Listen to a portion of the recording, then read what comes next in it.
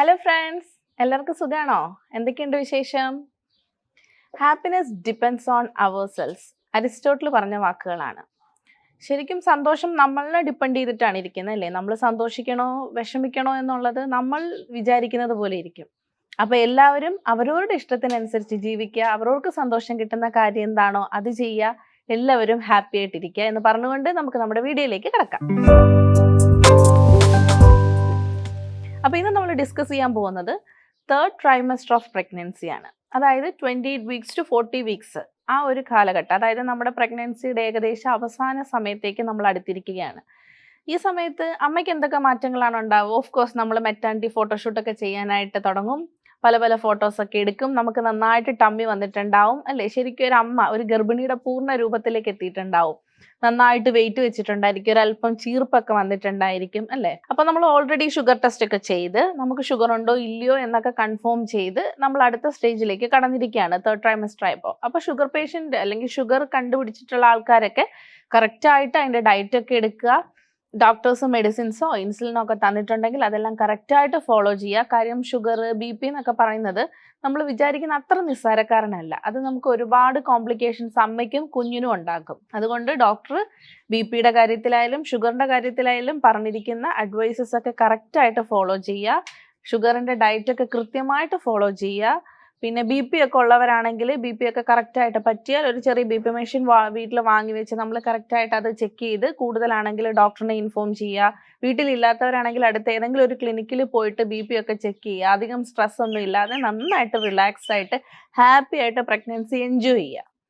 പിന്നെ അതുപോലെ തന്നെ നമുക്ക് ഈ സമയത്ത് നന്നായിട്ട് ലെഗിൽ ക്രാംസ്, ഇങ്ങനെ മസിൽ കോച്ചി പിടിക്കുന്ന പോലെ തോന്നുക, കിടന്നുകൊണ്ടിരിക്കുമ്പോൾ പെട്ടെന്ന് മസിൽ കയറിയിട്ട് നമുക്ക് എഴുന്നേക്കാൻ ഒരു ബുദ്ധിമുട്ടായിട്ടൊക്കെ വരിക.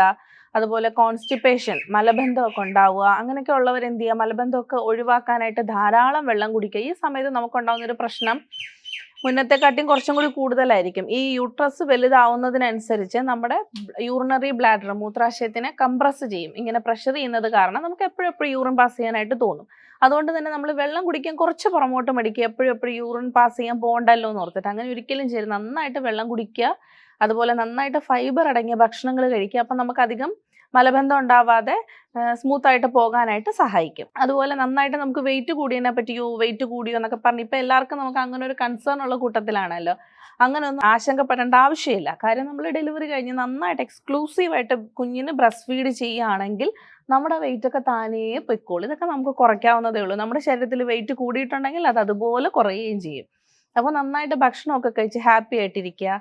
പിന്നെന്താ, നമുക്കിങ്ങനെ വയറിൽ ഇങ്ങനെ കുറേ സ്ട്രെച്ച് മാർക്കുകളൊക്കെ വരും. അതിനകത്തൊന്നും ടെൻഷൻ അടിക്കേണ്ട ആവശ്യമില്ല. അതുപോലെ തന്നെ നമ്മൾ പ്രത്യേകം ശ്രദ്ധിക്കേണ്ടതാണ്, കുഞ്ഞിൻ്റെ അനക്കം വളരെ പ്രധാനമാണ്. അതായത് നമ്മൾ എല്ലാ ദിവസവും ഭക്ഷണം കഴിഞ്ഞതിന് ശേഷം 1 മണിക്കൂർ നമ്മൾ ഒരു ഇടതുവശം ചരിഞ്ഞ് കിടക്കുക. കിടന്നിട്ട് വേറെ ഫോണിലോ അതിലോ ഇതിലൊന്നും കളിച്ചിട്ടല്ല, അല്ലാതെ നമ്മൾ ശ്രദ്ധിക്കുക. ഒരു 3 മൂവ്മെന്റ് എങ്കിലും നമുക്ക് 1 മണിക്കൂറിനുള്ളിൽ കിട്ടണം. ഇങ്ങനെ രാവിലെ, ഉച്ച, വൈകുന്നേരം ഇങ്ങനെ 3 നേരം നമ്മൾ ഭക്ഷണം കഴിഞ്ഞതിന് ശേഷം ശ്രദ്ധിക്കുക. ഒരു 3 മൂവ്മെന്റ് ഒക്കെ കിട്ടുന്നുണ്ടെങ്കിൽ വലിയ ടെൻഷൻ അടിക്കാനൊന്നുമില്ല, ഓക്കെയാണ്. അതല്ല നമുക്ക് കുഞ്ഞിൻ്റെ അനക്കം കുറവാണ്, നമുക്ക് എപ്പോഴത്തെയും പോലെ ഒരു കിക്ക് കിട്ടുന്നില്ല എന്നുണ്ടെങ്കിൽ നമ്മൾ ഹോസ്പിറ്റലിൽ പോകാൻ ഒരു മടിയും വിചാരിക്കരുത്. നമ്മൾ പോവുക, ഡോക്ടറിനെ കൺസൾട്ട് ചെയ്ത് കുഞ്ഞിൻ്റെ അനക്കവും എല്ലാം ഓക്കെ ആണ് എന്നുള്ളത് കൺഫേം ചെയ്യുക. അതുപോലെ തന്നെ അമിതമായിട്ട് കുറച്ചൊക്കെ നീര് നമ്മുടെ കാലിൽ വരാറുണ്ട് ഈ എൻഡിലൊക്കെ ആവുമ്പോൾ. പക്ഷെ അതിനേക്കാൾ കൂടുതലായിട്ട് നീര് വരിക, ഭയങ്കര തലവേദന വരിക, കണ്ണിന് മങ്ങൽ തോന്നുക, അതുപോലെ ഈ ഭാഗം എപ്പിഗാസ്ട്രിയോ എന്ന് പറയും, നമ്മുടെ ഈ നെഞ്ചിനും വയറിനും ഇടയിലുള്ള ഭാഗത്ത് വേദന തോന്നുക, ഇങ്ങനെയൊക്കെ തോന്നുവാണെങ്കിൽ നമ്മൾ എത്രയും പെട്ടെന്ന് ഡോക്ടറിനെ കാണുക. കാര്യം നമുക്ക് BP കൂടാനുള്ള സാധ്യതയുള്ള ആൾക്കാരിലാണെങ്കിൽ അങ്ങനെ BP കൂടുന്നതിൻ്റെ ചില സിംറ്റംസ് ആണ് ഞാനിപ്പോൾ പറഞ്ഞ കാര്യങ്ങൾ. അപ്പം അങ്ങനെയൊക്കെ തോന്നിയാലും നമ്മൾ ഡോക്ടറെ പോയി കാണുക. അതുപോലെ തന്നെ നമുക്ക് കുഞ്ഞിൻ്റെ വളർച്ചയൊക്കെ ഏകദേശം നല്ല രീതിയിൽ ഓർഗൻസ് ഒക്കെ നന്നായിട്ട് ഡെവലപ്പ് ചെയ്ത് വരിക, കുഞ്ഞ് കണ്ണൊക്കെ ഓപ്പൺ ചെയ്യുക, ലങ്സ് ഒക്കെ മെച്ചറായി വരിക എന്നൊക്കെയാണ്. ഒരു 37 ആഴ്ചയൊക്കെ ആകുമ്പോൾ നമ്മൾ ഡെലിവറിയോട് ഏകദേശം അടുത്തു, കുഞ്ഞ് ടേമായി, നമുക്കിനി പ്രസവിക്കാം. 36 ആഴ്ച കംപ്ലീറ്റ് ആകുമ്പോൾ കുഞ്ഞിന് ടേം എന്നാണ് നമ്മൾ കൺസിഡർ ചെയ്യുന്നത്. അപ്പോൾ ഈ സമയത്തൊക്കെ നമുക്ക് തേർഡ് ട്രൈമസ്റ്ററിൽ നമുക്ക് ഇടയ്ക്കിടയ്ക്ക് ഇങ്ങനെ ഒരു വയർ കട്ടിയാവുന്ന പോലൊരു ഫീലൊക്കെ വരും. ഒരു ഇറഗുലർ ആയിട്ടുള്ളൊരു പെയിൻ ആണോ, ഒരു ചെറിയൊരു അസ്വസ്ഥതയാണോ എന്നൊക്കെ പറയുന്ന പോലത്തെ ഒരു വേദനയൊക്കെ വരും. അതിനെയാണ് ബ്രാക്സ്റ്റൺ ഹിക്സ് കൺട്രാക്ഷൻസ് എന്ന് പറയുന്നത്. അത് ശരിക്കും പേടിക്കാനൊന്നുമില്ല, അതൊക്കെ നോർമലാണ്. നമുക്ക് പ്രഗ്നൻസിയിൽ ഇങ്ങനെ വിട്ട് ഇടയ്ക്കൊക്കെ ഇങ്ങനെ ഇറഗുലർ ആയിട്ട് വന്നു പോകുന്ന ഒരു ടൈപ്പ് വേദന അല്ലെങ്കിൽ ഒരു മുറുക്കം, അത് നമുക്ക് എല്ലാവർക്കും വരുന്നതാണ്, അത് പേടിക്കാനില്ല. എന്നാൽ കൃത്യമായ അളവിൽ ഇപ്പോൾ എല്ലാ 5 മിനിറ്റ് കൂടുമ്പോഴും നമുക്ക് വയറിങ്ങനെ കല്ല് പോലെ ആയിട്ട് വേദന വരിക, അടിവയറിന് വേദന വരിക, നടുവേദന വരിക ഒക്കെ തോന്നുവാണ്. അല്ലെങ്കിൽ നമുക്ക് വെള്ളം പൊട്ടി ഇങ്ങനെ താഴെ ഫുള്ള് പോവുക, അല്ലെങ്കിൽ ഇന്ന് ശക്തമായ ബ്ലീഡിങ് ഉണ്ടാവുക ഒക്കെ ചെയ്യുവാണെങ്കിൽ നമ്മൾ പെട്ടെന്ന് തന്നെ ഡോക്ടറെ കാണേണ്ടതായിട്ടുണ്ട്. അപ്പോൾ ഇതൊക്കെയാണ് നമ്മൾ തേർഡ് ട്രൈമസ്റ്ററിൽ ശ്രദ്ധിക്കാനുള്ളത്.